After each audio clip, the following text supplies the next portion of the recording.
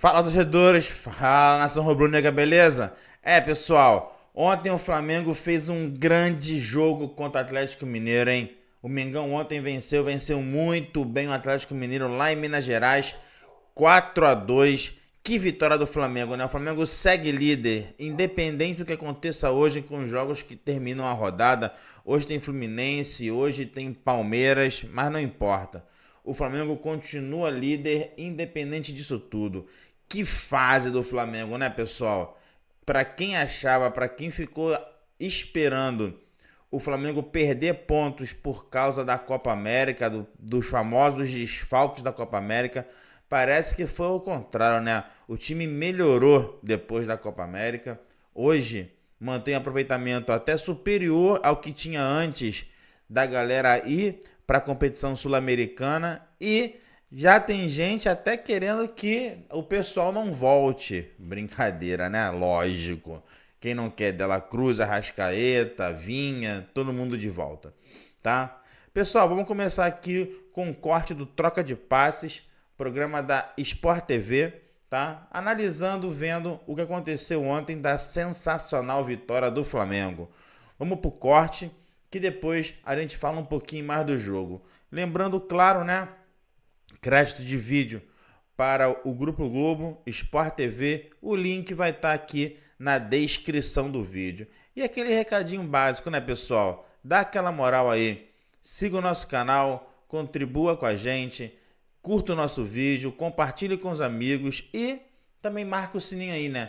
Para receber qualquer notificação quando um vídeo for no ar. Vamos lá, galera. Vamos para o jogo aí, vamos para esse corte do Sport TV, do Troca de Passes, sobre a vitória do Flamengo 4-2 em cima do Atlético Mineiro. Vamos lá. MRV, a vitória do Flamengo pelo 4-2, dois times muito descaracterizados, né, pelos desfalques, e acabou dando o Flamengo. Como a Jéssica bem lembrou, é importante para o Flamengo, nesse período onde há a Copa América, muitas convocações, jogadores machucados, era importante, havia a preocupação da torcida sobre uma possível queda de rendimento. Queda essa que não se acentuou, né? O time pode até ter baixado um pouco o rendimento, se é que baixou, mas a pontuação continua altíssima, né, Jéssica? Eu não acho que baixou o desempenho, acho que encontrou uma forma de ser competitivo tendo desfalques importantes. Então, o Flamengo sem o Arrascaeta e sem o De La Cruz no meio-campo, ele perdeu aquela capacidade de controlar a posse da bola, né? Então, ele não consegue articular tão bem assim através da posse. Mas ele melhorou a marcação. Então é uma equipe que recupera a bola com facilidade, que hoje é muito bem postada defensivamente. Isso é trabalho do Tite, que é sempre muito criterioso no que diz respeito à defesa. E é uma equipe que consegue, a partir da marcação, recuperar a posse e aí constrói seus ataques com a qualidade que tem, mas mais objetivo, mais vertical. O segundo gol do Flamengo fala muito sobre isso. Uma equipe que alia essa qualidade que tem na troca de passe, mas buscando com a verticalidade. E aí os pontas chegando com mais velocidade. Isso até agregou a um Flamengo que a gente via há uns tempos atrás, algumas semanas atrás, uma equipe que era um pouco lenta para construir. Hoje é uma equipe que constrói mais rapidamente, perde um pouco mais a bola, não consegue cozinhar tanto assim o adversário, mas ela é mais segura e mais agressiva na marcação. Acho que é um Flamengo que está encontrando formas de jogar. Hoje, com mudanças no time, né, Alex? Lohan hoje no banco, vinha sendo titular nos últimos jogos. Hoje ele poupou o Pedro, né? Pedro começou no banco de reservas, deu uma oportunidade ao Carlinhos. Aliás, o Carlinhos deu uma entrevista muito bacana no intervalo do jogo, né? Emocionante mesmo, falando que há 15 dias perdeu a mãe, ainda está vivendo o luto. Ele conseguiu marcar hoje o seu primeiro gol com a camisa do Flamengo. Foi importante ali no primeiro tempo. Então, mesmo com as mexidas, o Flamengo conseguiu ser superior ao Galo. O Galo, sim, né? Falando do lado do Atlético, o Atlético, nesse momento, talvez seja a grande decepção do campeonato, né?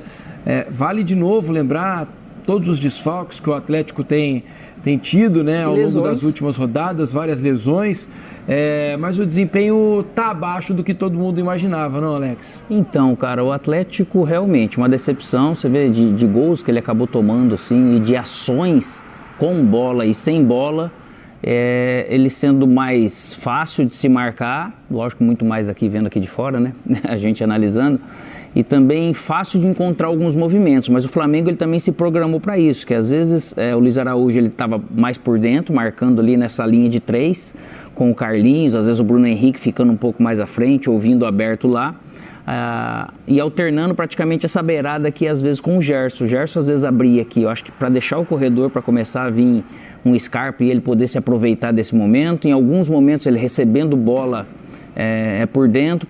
Hoje pareceu um Flamengo muito consciente, assim, consistente, sem pressa, sem desespero, muito bem posicionado, sabendo que em algum momento com a qualidade do Atlético ele não ia ter a bola. A gente vai voltar à Arena MRV, lá em Belo Horizonte, para ouvir Bruno Henrique, autor de 2 gols hoje na partida.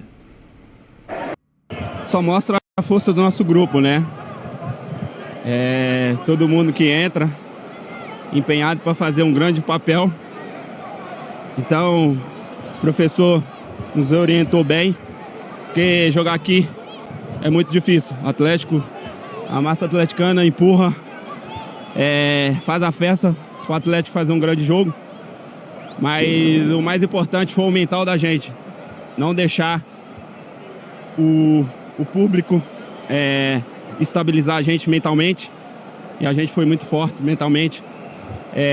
Conseguimos fazer os gols na hora certa e fazer um grande jogo e sair com essa grande vitória aqui hoje. O seu gol no início da partida foi o fator fundamental para essa vitória hoje, tão elástica? Olha, o professor sempre pede para a gente sair na frente, porque a gente tem uma probabilidade muito grande de vencer o jogo. E quando a gente sai na frente, a gente consegue desempenhar melhor dentro de campo. Então conseguimos sair na frente mais uma vez numa bola parada, né? Onde a gente cada vez mais está aprimorando. E fomos felizes no gol. E em diante, durante o jogo, conseguimos controlar o jogo, fazer os gols. Tá aí, Bruno Henrique. Bruno Henrique, olha só, tem uma estatística que o nosso espião estatístico foi buscar. Não fazia 2 gols no mesmo jogo desde 2021. Vejam vocês, desde a semifinal da Libertadores de 2021, jogo contra o Barcelona de Guayaquil, né, naquele ano. Desde lá ele não fazia 2 gols na mesma partida. Hoje conseguiu marcar 2 vezes diante do Galo. Foi muito importante. E o Hulk está falando ali, né, sobre a reclamação que fez a respeito do desempenho do time contra o Atlético Goianiense no empate também na Arena MRV em Belo Horizonte pelo placar de 2-1. E aí eu faço uma provocação para vocês. Vocês aí da imprensa diziam que o Tite era retranqueiro. Vocês diziam que o Tite era retranqueiro. E ele é o melhor ataque do campeonato, tá? Hoje o Flamengo do Tite tem o melhor ataque do campeonato. São 26 gols marcados em 14 jogos, quase 2 gols por jogo. Viu, Jéssica? É pra calar a sua boca, a boca do Alex, disse que ele era retranqueiro. Paulo César Vasconcelos, que vai falar aqui, que também falava que o Tite era retranqueiro. Entendeu? Isso é pra vocês da imprensa. O Tite ele é conservador, mas ele sabe fazer mecanismos, né, de ataque em que o time vai conseguir criar. Não é uma equipe que se precaver, que abre mão do ataque. Muito pelo contrário, ele só faz isso de uma forma muito equilibrada para a equipe estar segura defensivamente e o Flamengo vem encontrando esse equilíbrio. É importante lembrar que quando o Tite assume o Flamengo era uma equipe que não marcava. Era uma equipe que tinha uma marcação muito frágil. E o Tite conserta essa questão defensiva em primeiro lugar. Ele faz isso muito bem. E conseguiu encontrar no Léo Ortiz uma solução para a quantidade de desfalques que ele tem no meio campo, né? Léo Ortiz deu uma bela estabilidade ali ao meio campo. Hoje voltou o Pulgar, é verdade, entrou até na segunda parte, o Léo Ortiz jogou junto com o Alan, mas ele tem sido importante para a manutenção dessa boa fase. Ele tem jogado até mais do que o Alan, que é da função, vamos dizer, verdade, né? Que jogador bom é isso, quando você tem esse poder financeiro que eles construíram para ter, você vai contratar um jogador como o Ortiz, ele acaba te dando essas possibilidades. Ele joga no meio campo com uma tranquilidade com bola, sem bola ele tem uma noção de espaço assim, espetacular. É lógico que o Flamengo viveu há poucas rodadas atrás um momento que não era tão bom e muitos pediam a cabeça do Tite, né? Então, mas com toda essa experiência e competência dele, tá todo mundo cada vez mais parece que entendendo o sentido de grupo, né? Porque você vê o Bruno Henrique acabou saindo pelo momento do Cebolinha. Você vai acabar tendo oportunidade de jogar, mas é um elenco fortíssimo, né, cara, que facilita. Então essa questão de ser mais ou menos conservador, ou de você achar, né, porque o brasileiro, todo mundo acha muita coisa sobre os treinadores, e muito fácil se perde ou se ganha. realmente o Flamengo é muito bem dirigido e por isso tem essa tranquilidade para ir encontrando as suas arestas, seus caminhos e segue sendo muito forte na briga pelo título. Isso azar para todas as outras equipes. É por aí. Vamos falar mais sobre o líder do campeonato, o Flamengo, e sobre o 11º colocado nesse momento, surpreendentemente, o Atlético Mineiro. Já estão aqui Paulo César Vasconcelos e Dandan para conversar com a gente sobre esse jogo. O Flamengo se consolida na liderança do campeonato e no meio de tantos desfalques vai o Tite encontrando soluções para manter o bom desempenho do time, né, PC? Dandan, boa noite, meus amigos. Alô, Filipão, PC, Felipe, meu pato no Cartola, o Alex, meu pizzaiolo favorito, e a Jéssica eu ainda não enfrentei no videogame. Mas já te bati bastante no videogame, no FIFA ali você tava apanhando, hein? No videogame eu já te ganhei e nunca mais te enfrentei, mas tudo bem. Ô, PC, assim, tu entende muito mais de bola do que eu, mas eu acho que a atuação do Flamengo foi de líder do campeonato. Não foi só, boa noite, Felipe, boa noite, Jéssica, Alex, quem nos acompanha. Não foi uma atuação apenas de líder, foi uma atuação de um fortíssimo candidato à conquista do título. E não é precoce falar isso, porque nem sequer o primeiro turno terminou. Há uma declaração do Bruno Henrique à saída do campo que me chama a atenção e eu entendo que todo mundo deve ouvi-la e refletir sobre. Quando ele fala que o Tite trabalhou muito o mental, por causa da atmosfera, você jogando fora, a torcida do Galo é uma torcida que se expressa, é uma torcida que incentiva. E o que você viu ao longo aí de mais de 90 minutos com os acréscimos? Uma equipe mentalmente muito forte, uma equipe que estava vencendo por 4-1 e tinha 9, 10 jogadores no campo defensivo do Galo. Uma equipe que no primeiro tempo já vencia o jogo e aos 43 minutos, novamente o soberano Gerson, que foi para mim o melhor jogador em campo, estava dando combate pelo lado esquerdo, ele atuou a maior parte do tempo no lado direito, mas ele estava no lado esquerdo, combatendo um ataque do Galo. Quando você tem uma equipe que tecnicamente ela é inquestionável e mentalmente ela está ficando cada vez mais ambiciosa na busca do seu objetivo, e isso foi o que se viu hoje, essa equipe não é apenas a líder incontestável do campeonato, é uma fortíssima equipe candidata ao título. E olha, o detalhe é o seguinte, né, Felipe? Esse time aí não tem De La Cruz, não tem Arrascaeta, não tem Varela, não tem Vinha. E pra mim, o time que entrou em campo hoje, talvez só com o Pedro no lugar do Carlinhos, seria o melhor time do Brasil, mesmo sem essa galera toda que tá fora ainda. Muito forte. Hoje, por exemplo, o Léo Pereira começou no banco de reservas também, né? O Ayrton Lucas está se recuperando. Sabe que desde que o Ayrton passou a jogar mais por dentro, menos nas características dele, acho que ele perdeu um pouco de rendimento, que ele é um cara capaz de fazer jogadas como a que ele fez hoje, né? Ele tem muita velocidade. Talvez o gol vai influenciar favoravelmente. Uma passada larga, né, PC? E hoje ele simplesmente atropelou a defesa do Atlético para aparecer na área e fazer o gol, né? Deixa eu mostrar alguns lances para vocês em relação à arbitragem. Para começar, o pênalti do Galo, né? Depois da revisão, o árbitro marcou um pênalti do Alan em cima do Vargas. E a gente vai mostrar o lance para quem está em casa, aquele que não viu, ouviu muito rapidamente, para a gente conversar aqui sobre ele. Paulo César de Oliveira nem está aqui porque ele concordou com a arbitragem. Tá? Por isso que o Paulo não está aqui. Então, tudo que vocês vão ver aí para o Paulo César de Oliveira está correto. Tá? Esse é o pênalti no Vargas. Alguém tem dúvida do pênalti? Que não, por mais que ele tenha tocado a bola, é um desvio leve. E aí passa o rodo ali no Vargas, né? Tocar na bola antes não quer dizer que o cara tá liberado para dar um bico no outro. Exatamente. E o árbitro estava bem posicionado, estranho ele não marcar realmente logo de cara. Dava para ter marcado no campo, né? Aí a gente vai ver também o pênalti, a expulsão do Rômulo, né? Vale lembrar que o Rômulo tinha acabado de levar um cartão amarelo, né? E aí na sequência ele dá essa entrada, ele acaba nem acertando, eu tenho a impressão, o Bruno Henrique, mas a sola é perigosa, né? E pelo jogo perigoso, o árbitro deu o segundo cartão amarelo. Acho que também não há muita discussão, né? O amarelo foi merecido. De frente, o jeito que vem o lance, muito rápido. Se pega o Bruno Henrique, por mais que não tenha pego, se pega, podia ter machucado o jogador do Flamengo. Estão sendo amarelo, né? A gente tem visto que a arbitragem não está deixando passar. Por mais que tenha reclamado bastante o torcedor e os jogadores do Galo. Depois tem um pedido de pênalti do Flamengo, que a gente vai acompanhar aí também. Vamos ver o lance, olha só. É o lance do Pedro. né? Esse eu acho Mariano. que achou pênalti, ô Dandan? Eu acho, cara. A partir do momento que o Mariano sai da bola, vai no corpo do cara lá. Mas isso não é pênalti? Vai com o braço aberto. Porque braço, aí o Pedro se joga, né? Mas aí tem uma diferença. A hora que ele faz, se ele faz com esse braço correndo junto com ele, não. Mas ele para e só faz isso aqui para atrapalhar. Para mim é pênalti. Ele amplia o corpo pênalti, dele. e é mais uma cena explícita da falta de critério de participação do VAR. Você pode ver, de repente, um outro jogo, aí o VAR vai e intervém. Nesse, o VAR preferiu não fazer nada. Isso é o grande problema da arbitragem brasileira. A ausência de critério, e ela se esconde muito na interpretação. A interpretação, esse braço não foi suficiente para que... Mas aí nada como um ex-jogador para traduzir para nós. E olha o joelho dele ainda, que ele acaba atrapalhando. É pênalti. Muito pênalti. O que me assusta é um profissional de arbitragem lá no VAR, com o auxílio do vídeo, achar que isso aí não foi pênalti. Isso me deixa muito assustado. Eu vejo dois detalhes aí. O primeiro, que o Ramon Abate Abel, não sei se a gente tem essa imagem, quando o Pedro cai, a maneira como o Pedro cai, ele faz assim, porque ele entende que o Pedro está sendo espetacular na queda. É o mesmo Ramon Abate Abel que semana passada, no sábado, apitou Vasco e Botafogo.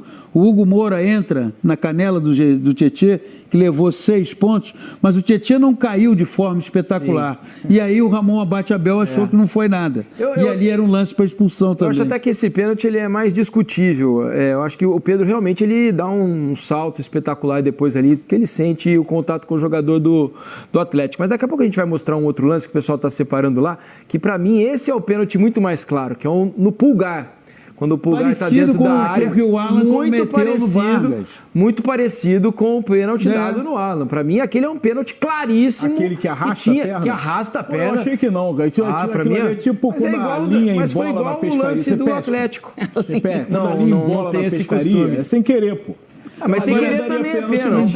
Nos dois lances, o que chama a atenção, pelo menos para mim, é a omissão do VAR. O VAR se omite. Decide. Mas sabe o que eu achei curioso, PC? No lance a favor do Atlético, que para mim foi um lance muito parecido. Decidido pela intervenção do VAR. Decidido pela intervenção do VAR, o VAR interveio e o pênalti foi marcado a favor do Atlético. No lance do Pulgar, o lance para mim foi praticamente idêntico. Sim. Idêntico.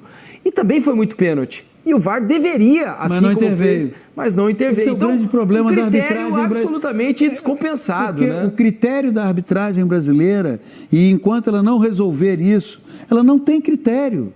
Fica uma coisa absolutamente subjetiva que se esconde numa palavra: interpretação.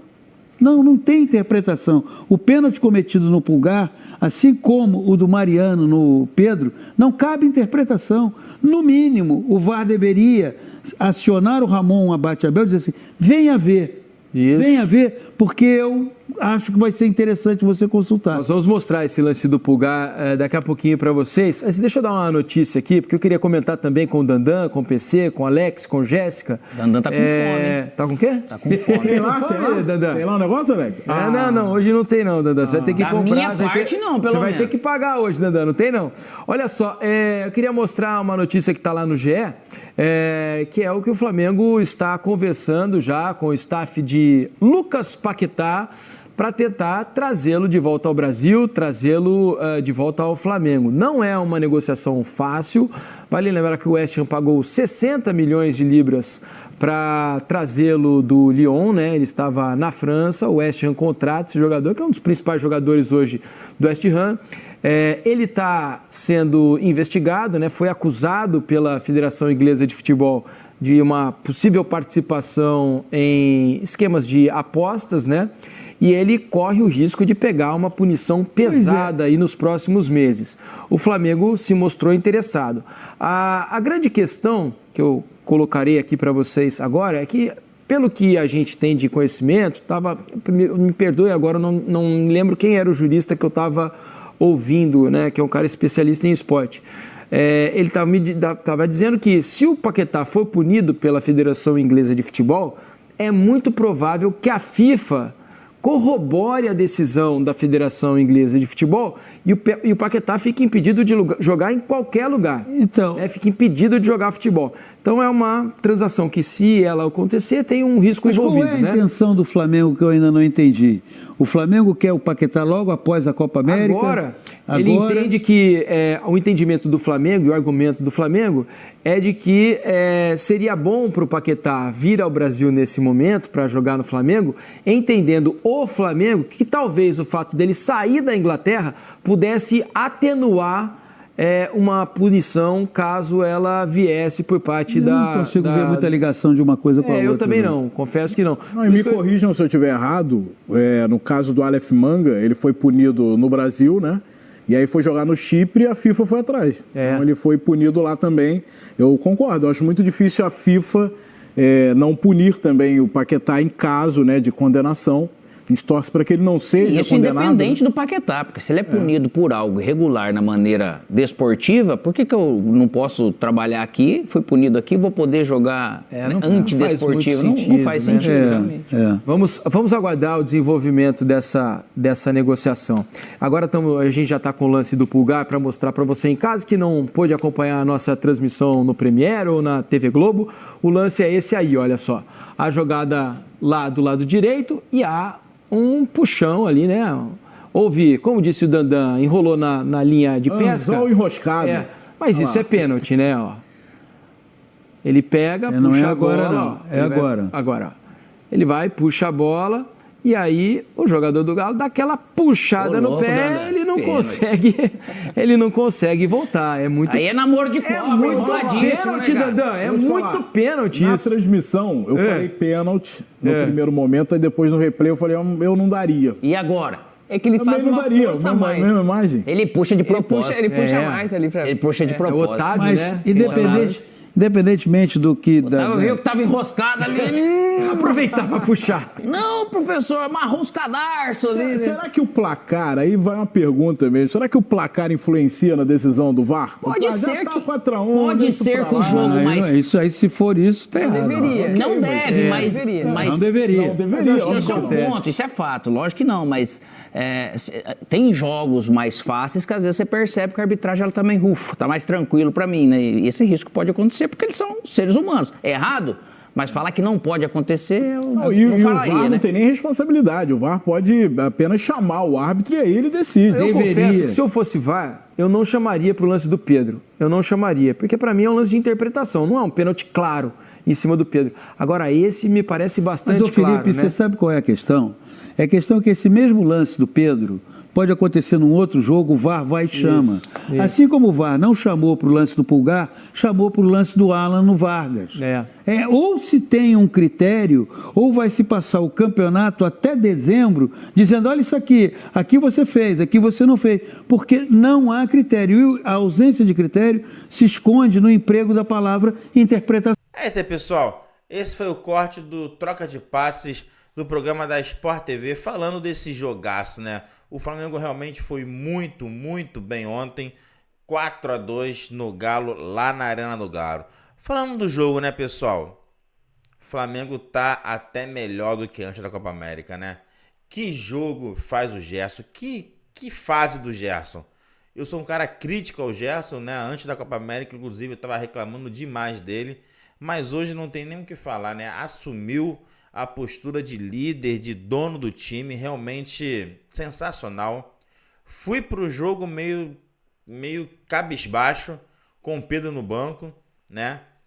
Mas o Carlinhos fez o seu gol, jogou mal, né? Vamos lá, vamos ser sinceros, né? Jogou mal, bola pererecando, não dava mais sequência, a bola batia nele e voltava, mas marcou seu golzinho, coisa que tem muito atacante aí que quando entra não consegue marcar, né? E pelo menos ocupou o espaço. Quando o Pedro entrou, não precisa nem falar, né? O Pedro tá numa fase sensacional. Jogou poucos minutos, mas jogou muito. Que assistência ele deu pro Bruno Henrique marcar o quarto gol. Bruno Henrique, dono do jogo, apesar de eu achar ainda que tá rateando em algumas disputas, em algumas arrancadas, que antigamente ele não dava mole, mas aí faz parte, o cara também envelhece e a fase não é boa para sempre. Mas Bruno Henrique com 2 gols fez um bom jogo. Ortiz, sensacional no meio-campo, quase faz, não sei se vai fazer um golaço, né, mas quase faz uma jogadaça, saiu driblando todo mundo, na hora de tocar, deu mole e errou, né? O Davi Luiz jogando demais também, outro jogador que eu contesto bastante, mas tá jogando demais. O Fabrício Bruno, o Wesley eu já não gostei. Tô gravando o vídeo hoje, né, já na quinta-feira de manhã e muita repercussão na internet elogiando o o Wesley. Eu particularmente não gostei muito dele. Fez uma jogadaça, pessoal. Fez uma jogadaça. De lateral mesmo. Antecipou, pegou a bola, invadiu. Não fez o passe, né? Chutou ao gol e a bola sobrou pro Carlinhos. Mas eu achei que na defesa ele estava tentando entregar a paçoca. Fez vários cortes maus. Entregou a bola no pé dos jogadores do Galo. Igual o Rossi, por sinal, hein? O Rossi fez 2 ou 3 saídas de bola que, meu Deus do céu, tava disputando quem ia entregar mais, quem ia entregar primeiro o gol do Galo. Em relação aos pênaltis, né, pessoal? Eu não gosto muito de falar disso, não.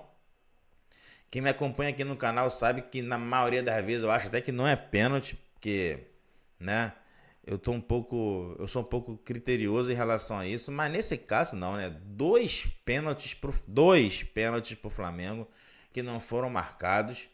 Se fossem convertidos, 6-1. E os 2 pênaltis saíram depois do 4º gol. Que é aquela história, né? Se tivesse marcado o pênalti, não teria feito o 4º, não teria feito o 3º. Beleza, isso acontece. Mas nesse caso, não. 2 pênaltis depois do 4º gol. E o que o Dandan falou, acho que é verdade.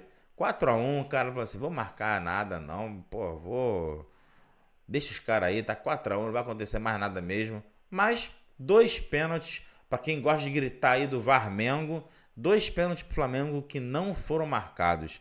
É isso aí, pessoal. Hoje tem Palmeiras, né? Palmeiras joga contra o Grêmio lá no Sul. Um empatezinho, né? Um empatezinho já é bom, se perder melhor ainda.